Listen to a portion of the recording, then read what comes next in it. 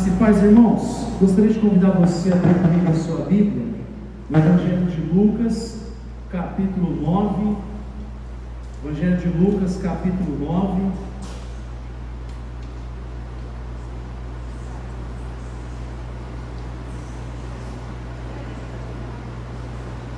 Versículo 23. Lucas 9, 23.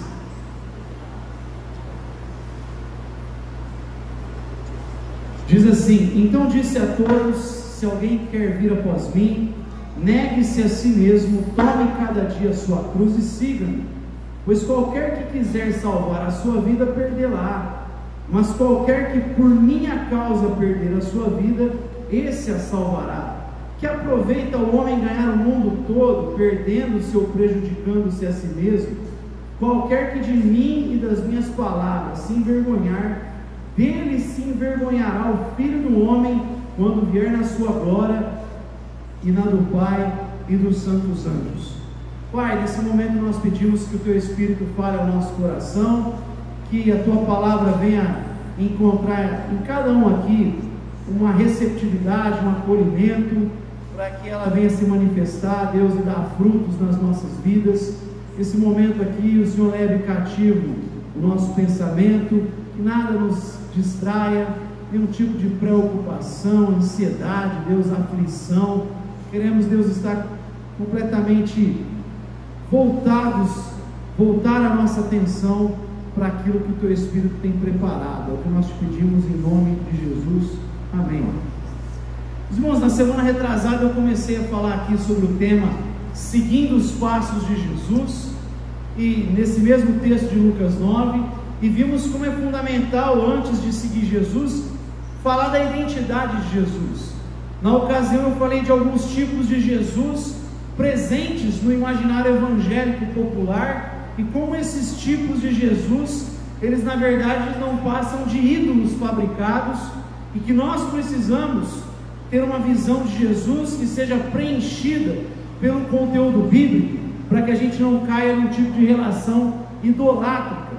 E aí, dando continuidade nessa reflexão, eu queria que nós pensássemos sobre os desafios alguns que implicam nesse seguir a Jesus, porque seguir a Jesus traz a pergunta para nós: aonde é que Jesus vai?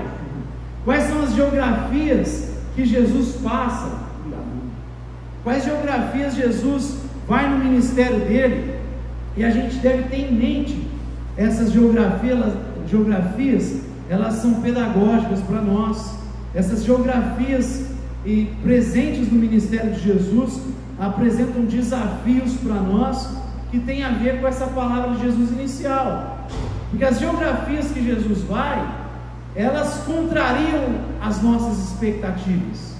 As geografias que Jesus vai, elas vão na contramão dos nossos ideais humanos. Por isso que para seguir Jesus, para assumir esse projeto do discipulado, eu preciso renunciar a qualquer tipo de pretensão de autonomia. Eu não posso querer ser senhor da minha própria vida, eu não posso querer fazer a minha própria vontade, eu não posso buscar satisfazer os desejos do meu coração, buscar aquilo que traz conforto para o meu coração, porque seguir a Jesus é desconfortável. Seguir a Jesus traz muitos desdobramentos que vão nos colocar em situações desafiadoras, complicadas para nós. Então eu preciso ceder o eu a Cristo Jesus. Por isso que ele fala: se alguém quiser vir após mim, negue-se a si mesmo. Você precisa tomar a sua cruz dia a dia. Você precisa tomar essa decisão de largar a autonomia e permitir que Cristo seja de fato o Senhor da tua vida. Não é um senhorio de lábios, é na existência, é na prática. Então é sair da presunção ou da tentação de autonomia para viver debaixo da teonomia. É Deus que é Senhor da nossa vida, as regras e as normas são Ele que estabelece em nós. Não sou eu que elaboro, que faço, não, eu vou seguir aquilo que Ele determina. Para isso é necessário cruz, para isso é necessário colocar o nosso ego na cruz de Cristo e reconhecê-lo no nosso caminho. para que aí eu possa segui-lo, para que aí eu possa transitar nessas geografias. O pastor Carlos Queiroz, ele destaca algumas delas. Eu gostaria, a partir desse lampejo que ele tem, fazer aí uma própria observação de como essas geografias são fundamentais para a nossa vida como discípulo de Jesus. As crianças, se quiserem escrever ou desenhar, hoje você pode desenhar 5 lugares aí diferentes, destacar aquilo que vocês vão ouvindo durante a ministração. Primeira geografia importante para ter em mente: manjedouro. Manjedouro. Ele chama a nossa atenção para a preciosidade, para a riqueza dessa geografia. O rei dos judeus, o Senhor da terra e do céu, o rei do universo, quando vem à existência, quando ele entra na história humana, ele não escolheu nascer em um palácio, nas mansões terrenas. Ele não se identificou com a corte real, ele não se identificou com os poderosos. O rei do universo nasceu e foi colocado numa manjedoura. Ele nasce em um lugar onde, para nós entrarmos, onde para as pessoas irem ver, não era consequência do seu status quo, da sua posição social, do seu dinheiro. Não. Você não precisava ter dinheiro para, se estivesse naquele contexto, de repente ver Jesus na manjedoura. Se ele nascesse no palácio, seria algo exclusivista às pessoas ligadas à corte. Seria um vínculo com o poder desse mundo, seria um vínculo com os impérios desse mundo. Mas o lugar que ele nasce já aponta para nós essa humildade de Deus encarnado, em mostrar para nós que ir até ele nunca seria resultado do seu ou do meu dinheiro, nunca seria resultado da sua ou da minha posição, ou do seu conhecimento ou não. Seria fruto simplesmente de uma bondade divina que se fez carne e foi em uma geografia onde qualquer pessoa teria acesso. Qualquer pessoa, especialmente aqueles simples pastores aos quais o anjo anuncia: hoje na cidade de Davi nasceu o Salvador. Aqueles pastores muitas vezes não conseguiam participar das atividades do templo. Muitas vezes eles estavam lá dedicados, trabalhando, cuidando das ovelhas, e não conseguiam participar de tudo. Mas foi do intento de Deus aparecer para esses pastores e dizer: olha, nasceu o Salvador. E eles vão encontrar Jesus na manjedoura, diferente lá dos reis magos que a gente falou, dos magos, aliás, do Oriente. Os pastores vão, aquele pessoal simples, trabalhador, vai e encontra conforme o anjo anunciou, Jesus na manjedoura. Se por um lado, ir até Jesus é resultado simplesmente da sua bondade, da sua graça, da sua misericórdia, e aí a gente pode falar de sola gratia, que é um dos fundamentos da nossa fé cristã reformada. Somente a graça de Deus, ser acolhido, recebido por Jesus, é simplesmente resultado de bondade, não é de posição, não é de esforço, não é de barganha como muita gente faz hoje, que acha que tem vantagem porque doou demais, porque ofertou demais. Deus não entra nesse raciocínio medíocre que muitas igrejas estabelecem por aí, que premia aqueles que dão mais, que doam mais, e fazem acreditar que conforme eles contribuem financeiramente, assim serão recompensados financeiramente. Isso é uma balela. Deus não cabe nesse tipo de pensamento medíocre, carnal. Deus não entra nessas barganhas humanas, porque de Gênesis e Apocalipse a Bíblia revela a graça de Deus. Desde o Antigo Testamento a gente vê aquele proto-evangelho.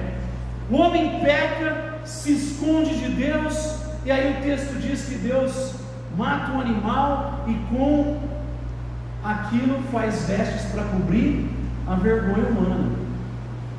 Olha, um sacrifício é feito para cobrir a vergonha do primeiro casal. Ali em Gênesis, logo no início, a gente vê apontando para o Evangelho. Isso é o proto-Evangelho. Em todo o texto do Antigo Testamento você vê esse apontamento para a pessoa de Jesus, que é o clímax da revelação de Deus. Conforme Apocalipse diz, é a essência da profecia, é o espírito da profecia. Toda a Bíblia aponta para Jesus. Quando a gente vê relatos como o de Davi vencendo o gigante, ele faz aquilo que os israelitas não conseguem, apontando para o que Cristo faz naquilo que a gente não consegue fazer. Vence o desafio que a gente não consegue. Rei Mefibosete, quando é bondoso para com o rei Joaquim, tudo isso aponta para a graça de Cristo. É somente a graça, mas não fica só implícito esse entendimento da graça, que esse acolhimento divino envolve simplesmente a misericórdia e a bondade, e não fruto de posição. Eu falei aqui, se por um lado mostra isso, por outro mostra também que Deus tem um prazer em se revelar para a gente pequenina. Parece que Deus tem, entre os seus eleitos, Ele decidiu se revelar para a gente simples. Olha, por exemplo, Paulo em 1 Coríntios, capítulo 1, do verso 26 em diante, não foi do agrado de Deus. Paulo está falando, olha Coríntios, olha para vocês aí, olha para a vocação de vocês. Deus entre vocês mesmo não mostrou que aprove se escolher as coisas loucas desse mundo para confundir as sábias. Não foi do agrado de Deus pegar aquilo que não era nada aos olhos do mundo para reduzir ao pó aquilo que acha que é alguma coisa. Você vai para Tiago e diz assim no capítulo 2, verso 5: Deus escolheu os pobres aos olhos desse mundo para serem ricos na fé e herdeiros do reino de Deus. A palavra lá é pobre na perspectiva mundana. O mundo olha e diz que eles são pobres. Jesus também vai dizer: Pai, eu te louvo e te agradeço porque você escondeu essas verdades dos sábios e revelou isso para os pequeninos desse mundo. Quando a gente fala, por exemplo, de eleição, de predestinação, olhando à luz desses textos, fica bem claro que Deus escolhe especialmente essa gente, não porque Ele tem algum problema com gente rica, de modo algum, porque isso seria uma ideologia humana. O Evangelho não fala isso. O Evangelho não fala que Jesus tem problema com o rico, mas o Evangelho fala que geralmente os ricos têm problema com Jesus. Jesus escolheu pessoas ricas. Davi foi rico, Abraão foi rico, José de Arimateia era rico, mas geralmente os ricos têm problema com Jesus, porque cá entre nós é muito mais fácil o sujeito quebrar um livro que ele comprou na feira e pagou R$5 do que o sujeito abrir mão e deixar de depender da conta bancária alta. É tão interessante que quando a gente lê o Evangelho, a pergunta dos ricos e dos religiosos, que também eram ricos, avarentos, Lucas vai falar no capítulo 16, a pergunta deles para Jesus é sempre a mesma: o que faremos para herdar a vida eterna? O que eu tenho que fazer? O cara está acostumado a comprar, fazer, o que eu tenho que fazer? E para o simples é Jesus que pergunta: o que você quer que eu te faça? É Jesus revelando graça, misericórdia, porque essa gente é mais fácil se refugiar na graça, é mais fácil buscar depender de Deus. Claro, não em todos os casos, mas geralmente é mais fácil, eles estão mais abertos para depender de Deus, eles não estão escravizados pelo senso de autonomia, porque quando a gente está com a conta bancária alta, aquele sentimento de independência, de vaidade, eu tenho controle de tudo, é muito fácil a gente cair. Então Jesus não tem problema nenhum com o rico, por isso que a gente não concorda com essas ideologias esquerdistas progressistas, mas geralmente o rico tem problema com Jesus. O jovem rico, eu tenho observado tudo, Jesus fala, falta uma coisa, então vende e dá para os pobres. Vai ver onde estava o coração dele. E o texto diz que ele baixa a cabeça, vai embora, chateado, não quer mais seguir Jesus não. E aí Pedro, que está acostumado com ver rico fazendo, mas não é. E Jesus fala: dificilmente um rico entrará no reino dos céus. Aí Pedro fala: mãe, se é difícil para ele, imagina para a gente, né? Aí Jesus fala assim: mas aquilo que é impossível aos olhos humanos é possível para Deus. Para Deus é possível. Mas a lição que fica é esse sentimento de presunção, de autonomia. Geralmente essas pessoas têm dificuldade de colocar o controle da vida nas mãos de Deus. E o chamado do discipulado é a fé do maná. Deus colocará o pão cada dia na nossa mesa. É uma fé de hoje, é o pão de hoje. Não é para a gente ficar, é para a gente depender todo dia da graça de Deus. Não é só para salvação, é para tudo. É uma vida similar a Abraão. Sai da tua terra, do meio da tua parentela, você vai para uma terra que eu vou te mostrar. Deus não diz quanto tempo vai durar, como é que ele vai chegar. Ele só diz: se entregue e confia. Ele só diz como o salmista: entrega o teu caminho ao Senhor, confia nele e tudo mais ele fará. Confia nele e não se confunda, não se apoie nos seus próprios entendimentos. É uma dependência. A vida cristã é de dependência. É a fé do maná, tem para hoje, é dia após dia. Por isso, quando eu tenho acúmulo, é muito difícil eu continuar confiando em Deus. Algumas pessoas confiam, são extremamente generosas, por isso que não é uma regra, mas geralmente tem mais dificuldade. Então Deus, ele mostra nessa geografia da manjedoura a graça de Deus nos acolhendo. Ele mostra o princípio do sola gratia, mas ele também ensina para nós que, como igreja, a gente não pode criar mecanismos onde, para a pessoa ser incluída, para ela crescer, no sentido de adquirir mais responsabilidades, vai ser resultado da posição dela social. Então, tem um monte de igreja aí que o cara doa muito, ele tem um monte de cargo lá, não sabe nada de Bíblia, mas ele tem cargo, porque ele mantém a igreja financeiramente. Aí vira um monte de dono de igreja, porque como ele dá o dinheiro, o pastor fica caladinho dependendo dele. Aí começa a deixar de falar algumas coisas que incomodam o dono lá da igreja, porque a gente criou um mecanismo de inclusão que envolve status quo, envolve posição social. Mas a gente está vendo aqui que a graça de Deus se revela especialmente a gente pequenina. E não é só olhar para Coríntios, para Tiago, para Jesus exaltando a Deus o Pai por revelar coisas aos pequeninos e esconder dos sábios e poderosos. Está falando de eleição aqui.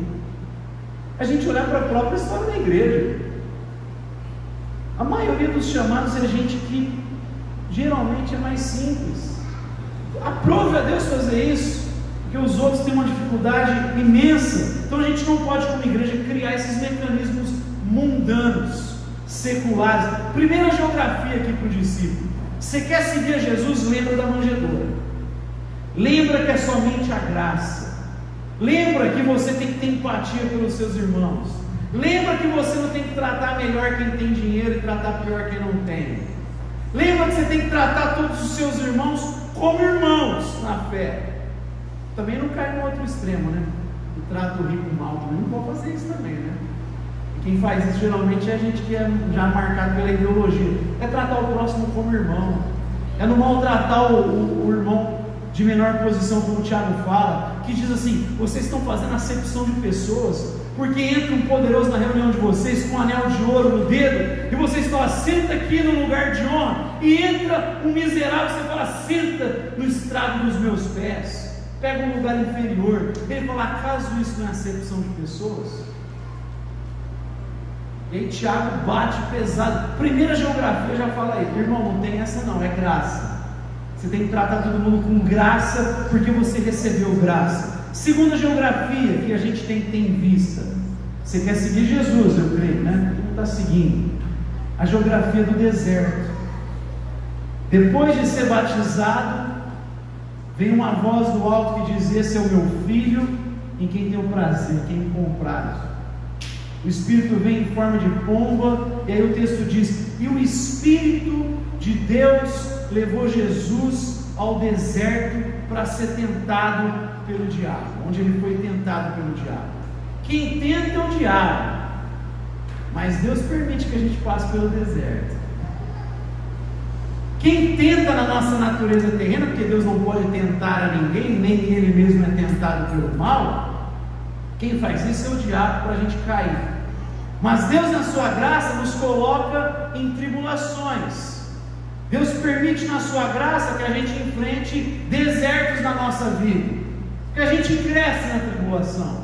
A tribulação produz perseverança, o deserto faz a gente sempre criar esse entendimento de que dependemos de Deus. A gente é forjado muitas vezes no deserto.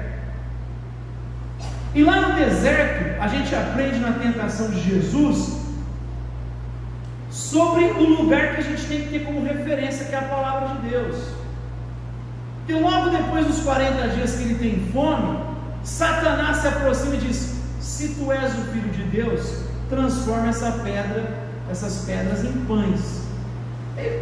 Como assim, se você é o Filho de Deus? Que papo é esse, né? Ele acabou de ouvir no batismo 40 dias antes: esse é o meu Filho amado, em quem eu tenho prazer.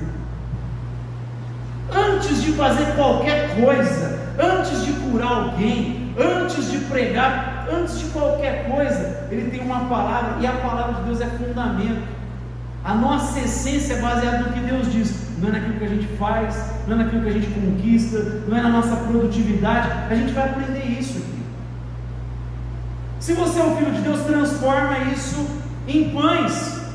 E Jesus, como assim? Você não ouviu que nem só de pão viverá o homem, mas de toda a palavra que sai da boca de Deus? O que você está sugerindo para mim? Que eu construa a minha identidade na minha produtividade? Você está querendo sugerir que eu vou me sentir gente, ser humano, se eu substituir a palavra eterna por uma coisa passageira? Eu substituir a palavra eterna por algo que passa, que é passageiro? Trocar o permanente pelo passageiro? Está cheio de gente se sentindo pessoa, ser humano, porque está construindo a identidade no que passa. Então o cara tem um senso de humanidade quando ele ganha bens, ou ao contrário. Já que eu citei Tiago, falei que não é um problema, basta falar aqui também, por mais que o rico tenha essa tentação mais forte, o pobre também passa por isso. Porque Tiago, na carta dele, fala assim: o rico glorie-se na sua insignificância e o pobre na sua dignidade. Por que o pobre gloria na dignidade e o rico na insignificância? Porque, como eu falei, é muito fácil ele esquecer de Deus, com o bolso cheio. Só que o pobre pode se sentir inferiorizado porque ele não tem. Os dois estão se tabulando por cifrão. Os dois estão tabulando o seu valor como gente, como ser humano, por dinheiro, por coisas passageiras. Então Jesus está falando: você está sugerindo para mim trocar o eterno pelo passageiro? Não. Você está sugerindo que eu vou me sentir gente se eu produzir coisa, se eu fizer, transformar? Não. Não é essa a fonte da minha identidade. A fonte da minha identidade é o Pai. A fonte da nossa identidade é o próprio Deus. Façamos o homem à nossa imagem, segundo a nossa semelhança. A minha referência é Deus. Tanto que ontem a gente estava conversando sobre isso nos homens. Só quis ressaltar lá que quando fala assim, a definição mais simples do ser humano é: você é imagem. Todo ser humano é a imagem do Deus que ele adora. Se o Deus que você adora está sendo a produtividade, aquilo que é passageiro, os ídolos criados, você vai refletir isso. Você vai refletir o Deus que você está adorando. Então a fonte é Deus. E aí ele sugere, coloca Jesus no pináculo e fala: pula daqui, que está escrito que ele vai dar ordem aos anjos para que te guardem. E Jesus fala: mas também está escrito para não tentar o Senhor teu Deus. O que Satanás está sugerindo? Já que você está falando que é o Messias, pula, porque a hora que os anjos te segurarem e a multidão ver aquilo, eles vão aplaudir e reconhecer que tu és Deus. Mas Jesus descarta aquilo, porque ele não pode construir a identidade dele num aplauso humano, no reconhecimento humano. E como a gente sofre essa tentação de construir a identidade na aprovação humana, especialmente os mais jovens, mas também nós mais velhos. Se a igreja não está cheia de gente, se a igreja é simples, vixe, está acontecendo alguma coisa errada, aí os caras não estão orando direito, por isso que não cresce. Você está sem dinheiro, irmão, na conta? Não ora. Tem igreja que está construindo assim, né? Sabe por que você é pobre? Porque você não está doando aqui no gasofilácio, você tem que fazer uma oferta sacrificial, é o que os caras falam, né? Aí inventa campanha de não sei o que, não sei o que da colheita, e o que não falta é criatividade para esse pessoal arrancar dinheiro do povo. E o povo às vezes fala assim: é verdade, né? Minha vida não está prosperando porque talvez eu não sou crente direito, eu preciso ter mais fé. E a gente acha que Jesus está nisso, Deus está nisso, que a gente está respaldando na aprovação. Ou os jovens sofrem a pressão do grupo lá, na classe, na universidade, e começa a ceder os seus valores para não ser rejeitado na faculdade, na escola. Mas se eu fizer o que a Bíblia manda, o pessoal vai me zoar, o pessoal vai começar a falar mal de mim, vão me colocar de escanteio, vão me tratar como fanático, vão me tratar como extremista, porque tudo aquilo que você rejeita dos valores humanos, você vira extremista, né? Você vira extremista. Aprovação, e aí ele tenta com glória: tudo te darei dos reinos desse mundo, se você prostrar e me adorar. Olha, teologia da prosperidade aí, ó. O primeiro criador dela é Satanás. Como diz certo pensador, o Fabrício Cunha, ele fala assim: a teologia da prosperidade pega uma frase que é do diabo e coloca na boca de Deus: tudo te darei se prostrares e me adorares.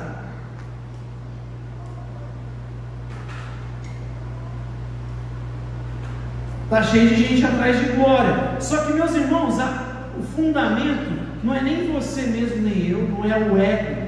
O nosso ego não é referência para nada, porque o nosso coração é desesperadamente corrupto. Os males não vêm de fora, eles saem do coração, porque do coração procede o homicídio, do coração que vem o adultério, é do coração que vem o roubo, é do coração que vem todas as porcarias. A gente pensa, é o meio social que afeta. Pode afetar se o teu coração você está dando vazão para as imundícias, mas primeiro vem do coração. Então o nosso coração não é base para nada de bom. Não confie no seu coração, confie em Deus. Nem a ego referência, nem a alter, o outro também não é referência, é a teo referência. Sabe o que é referência para nós no princípio aqui? Sola Escritura, é a Bíblia. Fica com a Bíblia, construa a sua identidade na Bíblia. Então a segunda geografia para o discípulo, você tem que lembrar: no deserto a gente aprende a construir a nossa identidade na palavra de Deus e basear a nossa vida na palavra de Deus. Mas aí tem uma terceira, que é quando Jesus entra em Jerusalém montado num jumentinho. Que teria todos os ingredientes aí para ser uma cena meio patética, né? Porque não entrou com pompa, carruagem, musiquinha antes, não tinha nada disso. E pega um jumentinho que nunca foi montado. E quem conhece um pouquinho sabe que é difícil. Não foi domesticado ainda, vai dar trabalho, vai empacar, né? A gente fala que mula empaca, né? O jumentinho. Mas é Jesus que está no controle, irmão. E Jesus, quando entra montado no jumentinho, de um lado tem um monte de religioso que falou: como assim? Mas tem muita gente dizendo: Hosana ao filho de Davi, bendito é o que vem em nome do Senhor. Tem um monte de gente lançando ramos de palmeiras e dizendo: bendito é o Rei, Hosana é o Deus Salvador. A salvação veio ao nosso encontro. Deus veio salvar o seu povo. Jesus, Deus que salva. Ele é o Cristo, Ele é o ungido de Deus, Ele é o Messias prometido. Tem muita gente ali que está reconhecendo Ele, especialmente as crianças que estão dizendo: Hosana, Hosana nas alturas. E aí os religiosos falam assim: o senhor não se incomoda com isso? Fala: não, porque se elas se calarem, as pedras vão clamar. Como diz João Batista, Deus pode fazer das pedras filhos de Abraão. Por quê? Porque tem a ver com milagre isso. O chamamento é um milagre, não é etnia. O povo de Deus é fruto do milagre, é fruto do chamado. Israel não é étnico. Israel é aqueles que estão em Cristo Jesus, aqueles que olharam para a descendência de Abraão, que é Cristo, e foram abençoados. Por isso que Ele pode fazer das pedras filhos de Abraão. Vocês estão achando que vocês são filhos de Abraão porque são judeus? Não! Judeu, Israel é quem se refugia na graça de Cristo Jesus. Então não vão calar as crianças não, elas vão continuar louvando, dizendo: Hosana. Os pequeninos reconheceram. Isso mostra para nós que ter Jesus é suficiente. Quem tem Jesus não precisa de mais nada.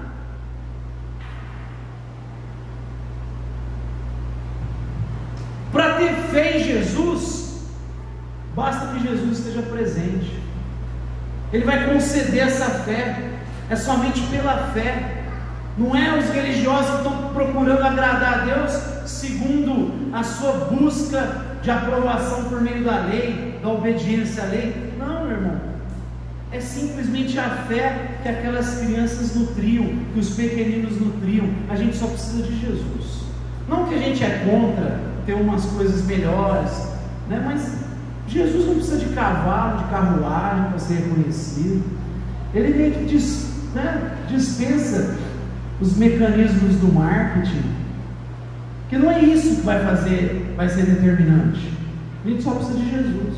Se tem Jesus, sempre vai ter pequenino reconhecendo, dizendo: "Ó, Senhor é o filho de Davi, bendito que vem em nome do Senhor." Olha para quanto lugar hoje, tanto lugar gigante, com tanto aparato, e tanta gente que não sabe nada de Bíblia, não sabe nem quem é Jesus.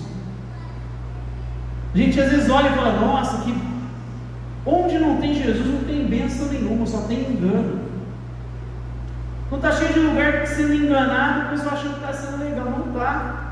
A gente precisa, primeiro, Jesus está conosco, a pregação é cristocêntrica. Não que a gente vai dispensar, óbvio, sempre vê o som aqui, é bom ter um som bom. Melhor ter um som do que eu falando nele. O João está animado, foi crescer muito por frente nas paradas até hoje. Né? Vamos, obviamente, abençoar, ser generoso, para a gente ter um aparelho melhor, ter um culto melhor. Só que o que a gente precisa é Jesus especialmente. Não adianta ter o aparelho, não adianta ter marketing, não adianta impulsionar em rede social se não tiver Jesus. Se tiver Jesus é suficiente, porque sempre vai ter gente reconhecendo. Esse é o princípio. Jesus é suficiente, porque onde Ele estiver, Ele vai despertar a fé necessária para a salvação. É só a fide. Quem desperta essa fé não é minha capacidade ou do Jonas de falar em público, não é você que é bonzinho, que é bonitão, que você, nossa, vou ficar naquela igreja que o pessoal é bacana, não é o café da manhã.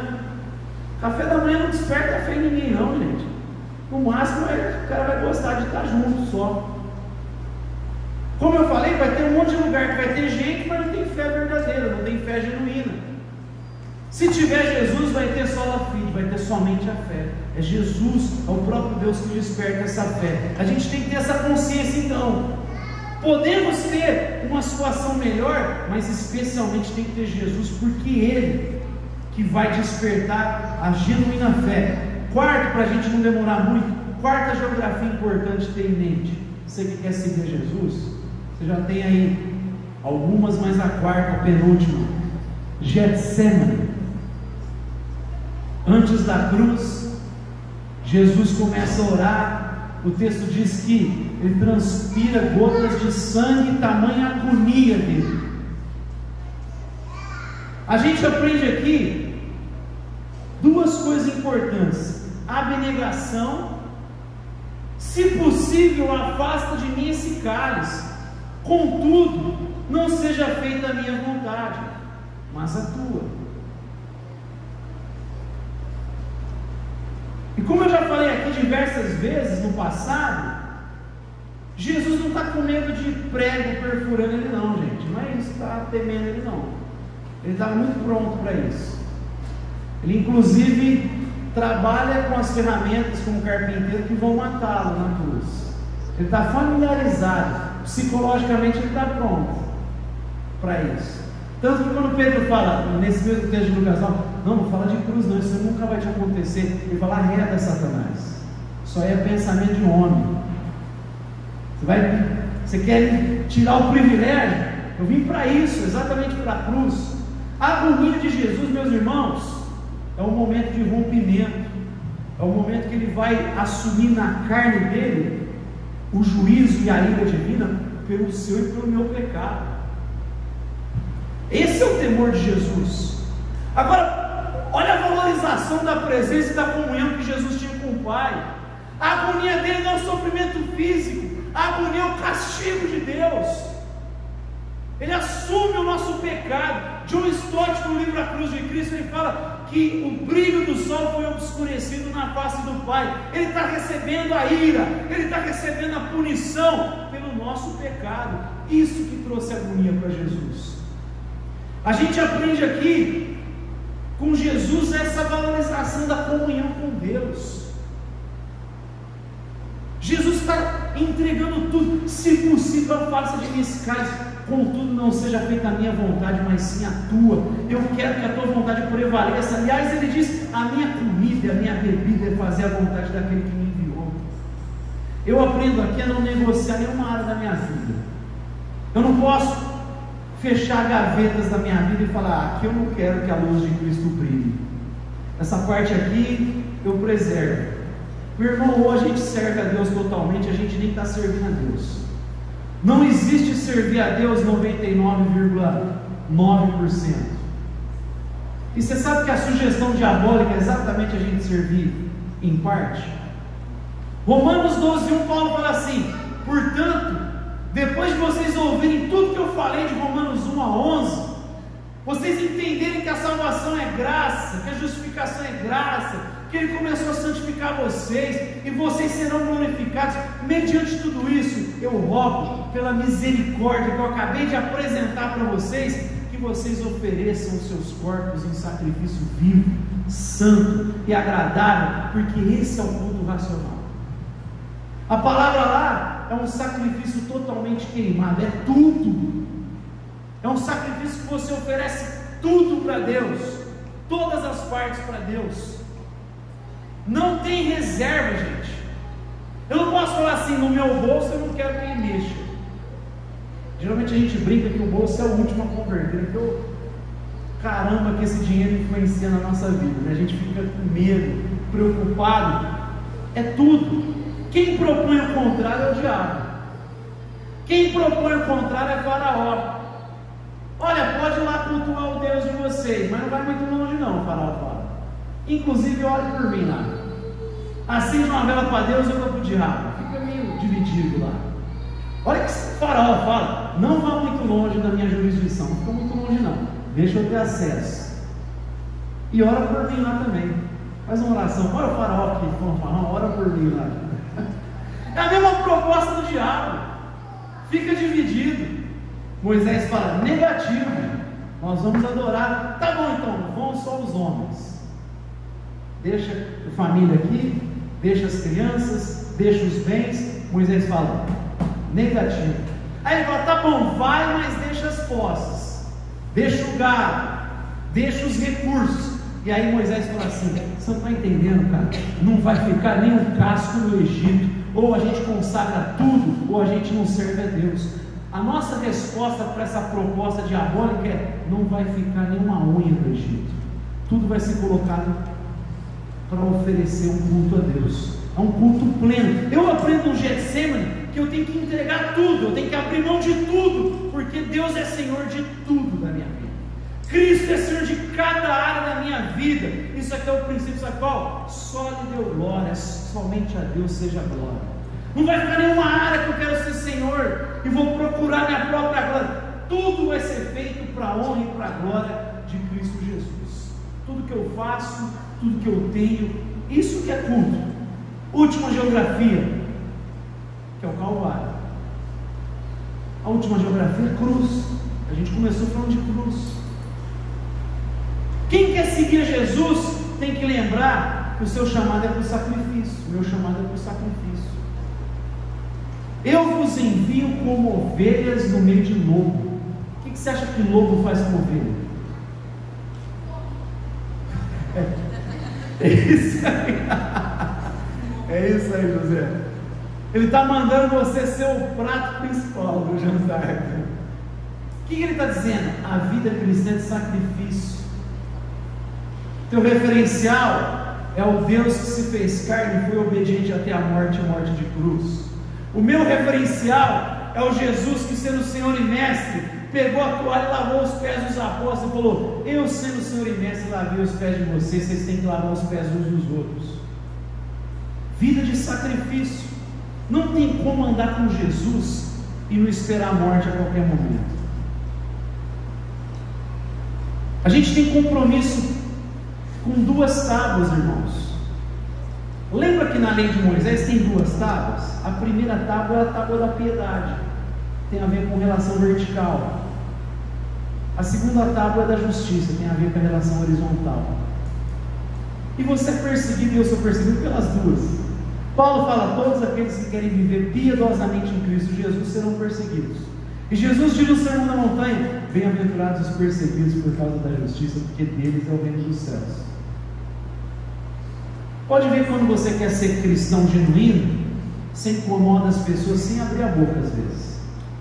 Lembro que o pessoal vinha quando eu trabalhava e falava assim: mas você namora lá a Letéria, o pessoal já estava trabalhando há muito tempo, mas você é cristão, vocês não tem uma relaçãozinha lá? Eu falei: não. Os caras olhou: você é muito besta, cara. Nossa, vocês cristãos são muito idiotas. E aí os caras começam a falar até com um ranço, cara. Tipo assim: não estou falando nada para você. Você quer me chamar de burro que eu estou vivendo? Você está incomodado com a minha vida? Tipo, incomoda, sabe por quê? Porque só de você viver debaixo de valores cristãos, automaticamente você está denunciando que é treva. É automático. E você incomoda, você é perseguido por causa do seu bom procedimento. Assim como José era odiado, sendo um homem de virtude. Por que motivo de tanto ódio? O cara era bom, generoso, honesto, o pessoal odiava ele. Porque quem é da mentira odeia quem é da verdade. Por isso você não tem que ficar preocupado se alguém está te perseguindo. Sinal que você está na verdade. Se algum filho do diabo está te odiando, é porque você está manifestando luz e verdade. É compromisso com Deus. Você está fundamentando a sua vida na primeira tábua, mas a segunda também. A primeira, os discípulos foram mortos, porque eles chegaram e falaram assim: Jesus é a verdade, Jesus é o único caminho. E aí é óbvio, né? Falaram que o resto era mentira, foram perseguidos, mas pela justiça também. Há décadas atrás, 70, sei lá, vou fazer a conta aqui, uns 30, 50 anos mais ou menos, um pouco mais, Martin Luther King estava numa sacada de um hotel e levou um tiro na cabeça, porque ele estava dizendo que não era admissível para um país fundamentado na palavra de Deus fazer acepção de pessoas e tratar o negro como inferior. Porque ele pregava contra o racismo, ele tomou um tiro na cabeça.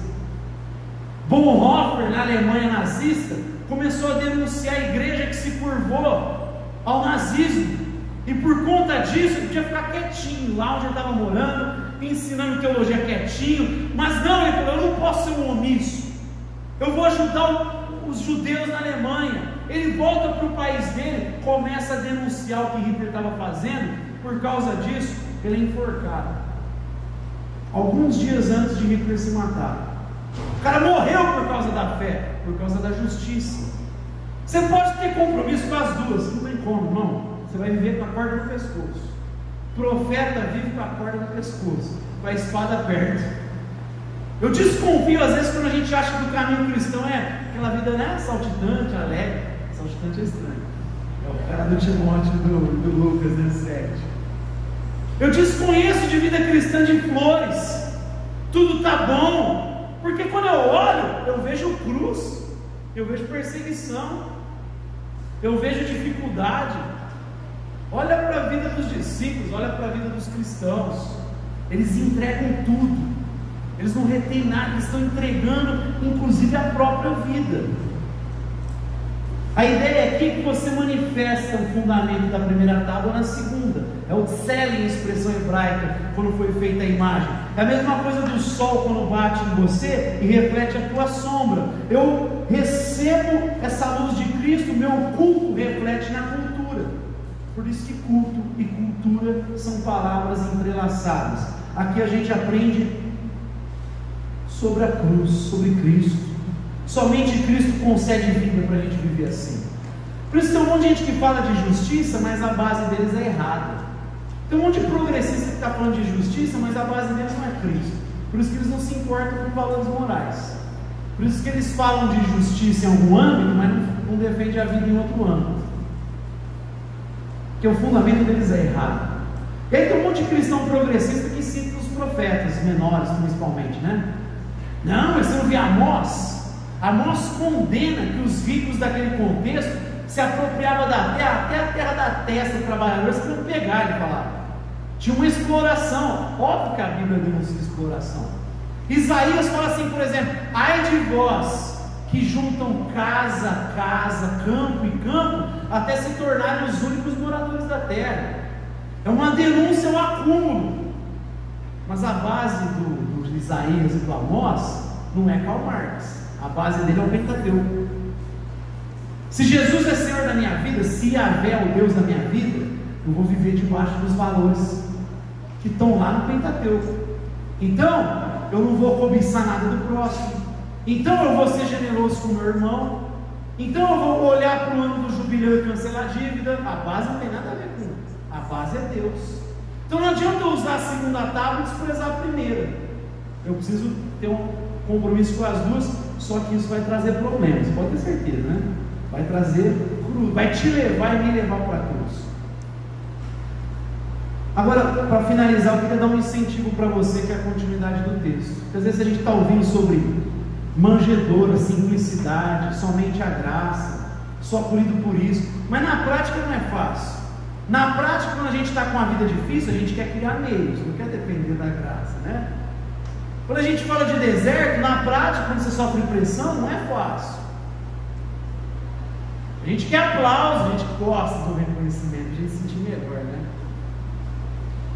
Quando a gente fala de Jesus entrando com um jumentinho, só ele é suficiente. Para nós às vezes parece que não, a gente quer Jesus e mais um negocinho. A gente fala de Getsêmanis e fala: pelo amor de Deus, abrir mão de tudo. É isso aí mesmo. Tudo, até o que também o que você tem e o que você é. A gente fala de ir para a cruz e fala: mas Jesus dá bom motivo para a gente. Dá uns bons motivos no final do texto. Primeiro ele fala assim: só ganha quem está disposto a perder. Quem quiser preservar a sua vida vai perder, mas quem perder por amor a mim, esse vai achar. Quando a gente fala de morte, ninguém gosta de falar de morte, cara. Quem que gosta de falar de morte? Começa a falar de morte, vamos mudar de assunto, falar de outra coisa. A gente quer falar da Disney, quer falar de lazer, né? Falar de futebol, papo esquisito desde de morte. Mas gente, a morte é um processo que a única coisa que a gente tem certeza é essa, né? Uma das poucas certezas que tem morte. A gente costuma falar assim, né? Fiz mais um ano de vida, né? O Andy fala: fiz um ano de vida essa semana. Na verdade, a gente perdeu um ano, né? A gente está caminhando mais para o dia da morte. A gente pensa que ganhou um ano novo, na verdade, a gente está perdendo um ano. A morte está presente nos ciclos da vida. Então, alguns anos atrás, eu tinha lá um nenê, o Elias, um nenezinho. Mas esse nenezinho já morreu, já deu espaço para a criança. Agora a criança já foi, cara, já está um adolescente. Daqui a pouco esse adolescente morre, vai virar um adulto. Um jovem adulto, depois um adulto, daqui a pouco um idoso. A vida é feita de ciclos, morte e um novo começo. Quando a gente fala de morte, tem uma dimensão de salvação. Jesus falou: se o grão de trigo caindo não morrer, não produz fruto. Ele está falando da própria morte dele, que vai trazer vida para nós. Para ter vida abundante, precisou de sacrifício de Cristo, precisou de morte. Na missão tem morte. Paulo fala: eu sofro e preencho no corpo as aflições que restam de Cristo Jesus. É você sofrer pela missão, isso. Tertuliano dizia: o sangue dos mártires é a semente da igreja.